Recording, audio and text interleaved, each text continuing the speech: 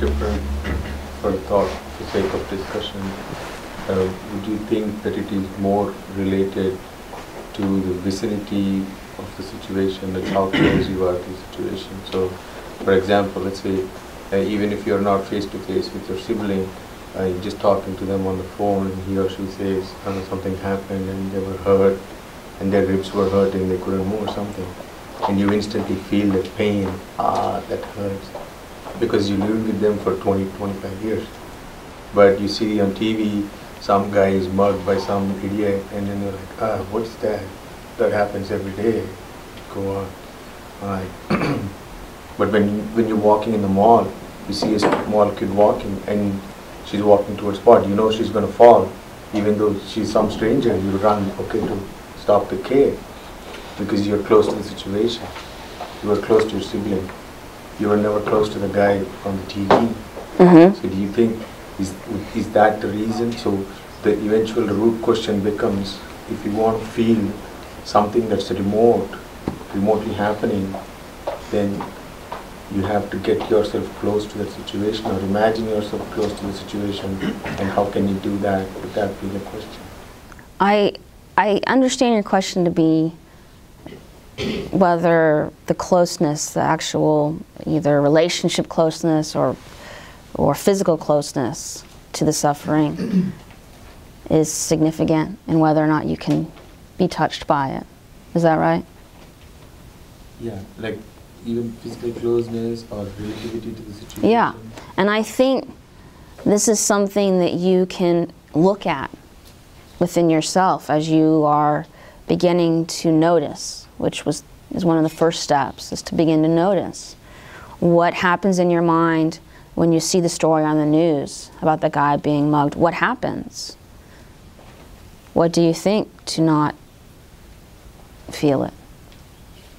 Is there something that you think that allows you to go? What do you do instantly to move away from that experience? Because with ego, there are many layers. You know, you'll begin to see that there's maybe one thought for mugging, and then there's a different thought for different types of things. You know, it's all very based on your own experience, really. So you just want to notice what's happening in your mind when there's a numbness. That's the first thing. If you begin to notice that, then you'll begin to see things more clearly. Did I answer your question? Yeah, I think it's an open discussion.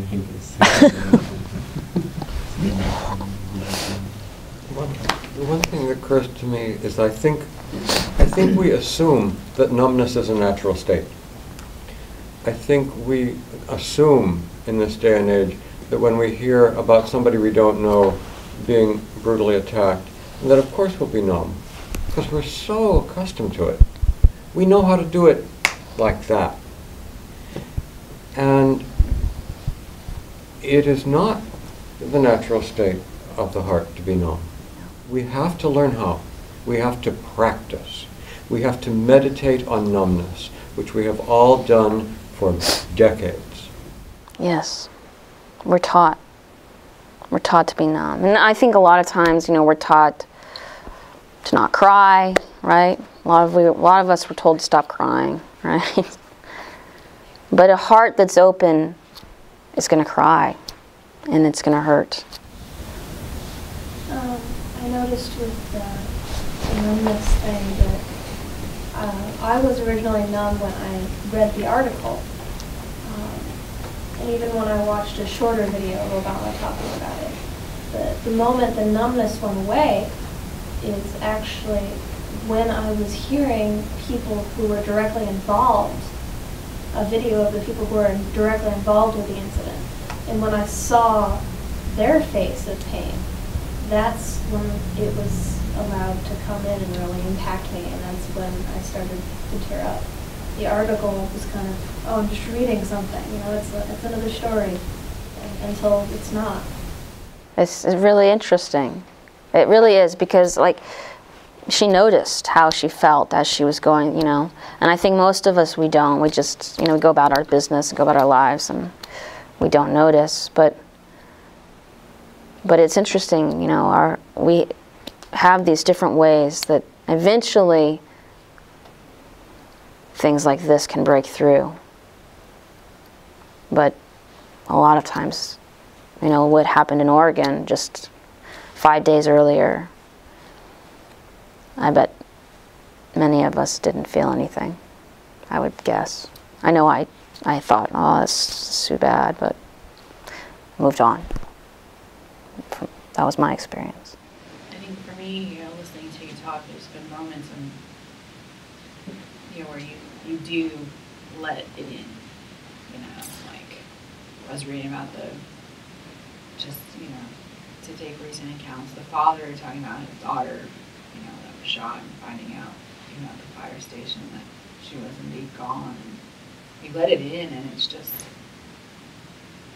how can you carry that burden? You know, choking up now, just remembering it and feeling like that all the time. You have to block it out. How can you even? I think that's what we think. I think that's exactly what we think. How can we live like being touched all the time? But I think we can live that way. And that when we are touched, we're more human. And you can. I think you can. Isn't part of some of that just the difference between the mind and the heart, and really the mind? That just like there's no space, and we want to kind of. There just isn't the same kind of space as the heart. Like the heart has just this different kind of space that things, like everything can be with the heart, but with the mind just sees this limitation. And it's like what you're talking about in terms of tapping into the feeling, not just the thinking. Right. The whole thing about meditation, that it opens up an opportunity for that space that comes by way of the heart as opposed to the mind. We're so habituated with the mind. It's like you're ready to just cut and run as soon as you hear something. Right. And there's a lot of fear. And the other thing is, we can allow it to touch us, but we also are living in the moment. We have to continue to be present in the moment. So as it touches us, and we cry, and it breaks our heart, and we still live in the moment. We don't continue to carry the story and feed that pain with a story of thoughts. We just, when it arises and we're present, we're touched by it, and it hurts, and it shatters our heart, and then we take a step forward and we're in the next moment, and we breathe. And we don't carry the story. We don't continue to fuel that. Does that make sense? For me personally, what was interesting is that when the thing happened in Oregon, I didn't feel anything, as you said. But on Friday, I felt something, that's for sure, and it was just amazing, and I mean in a bad way, and I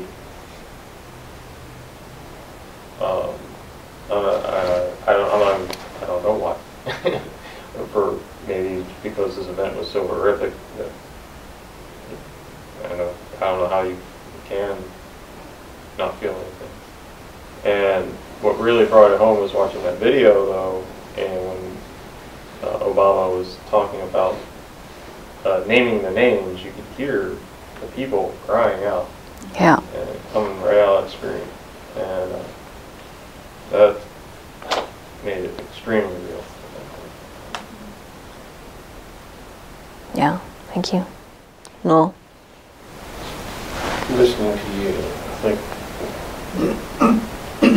it's extremely important, and I think it's intertwined with this discussion of,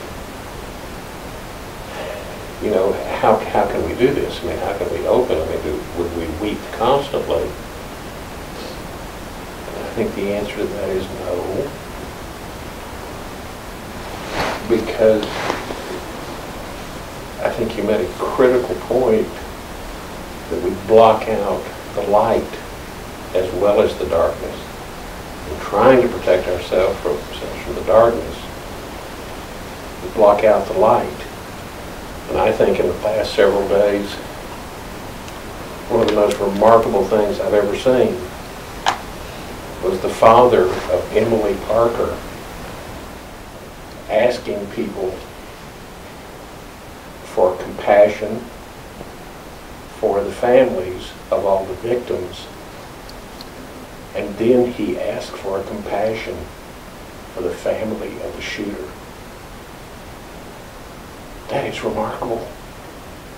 It is. I mean, you know, how many of us would be able to do that? Even with our training and our practice and meditation. And I don't know what his background is. I don't know where that came from. But I watched that in amazement. And it's one of the most beautiful things I've ever seen.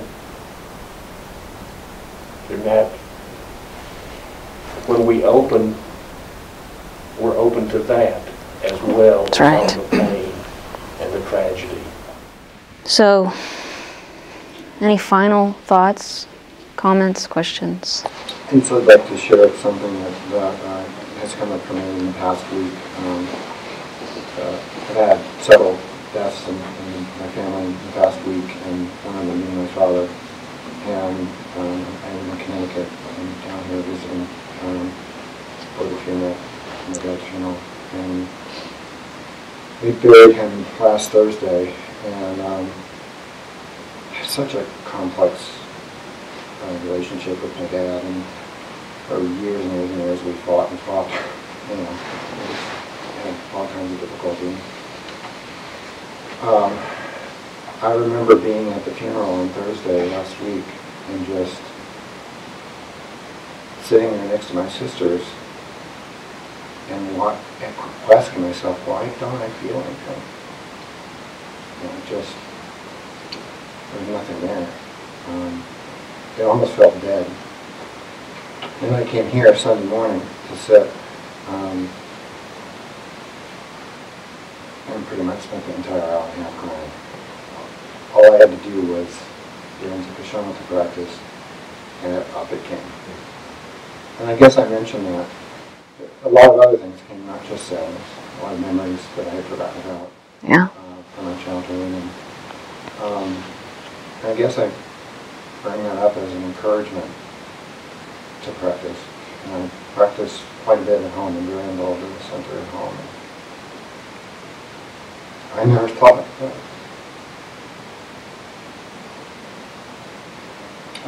could feel anything but hatred for my phone because of the difficulties we had going on. And that's just not the case anymore. I've been practicing for about 20 years. And now at least I can say it's complicated. I'm going to get it.